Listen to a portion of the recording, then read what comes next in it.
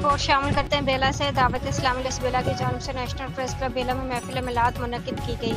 Press club کے صدر سردار عبدالرحیم رونجھو، راحل امان رونجھو، خالد رونجھو، یونس رونجھو، سعید احمد رؤف دیگر نے شرکت کی۔ محفل میلاد سے مولانا امان اللہ اطاری نے سرکار صلی اللہ علیہ وسلم کے چہرہ مبارک کے موضوع پر گفتگو کرتے ہوئے کہا کہ چاند کا ذکر خوبصورتی کے لیے کیا جاتا ہے، کیونکہ چاند خوبصورت، مگر ہمارے پیارے آقا صلی اللہ علیہ وسلم تو چاند سے بھی زیادہ حسین و جمیل ہیں۔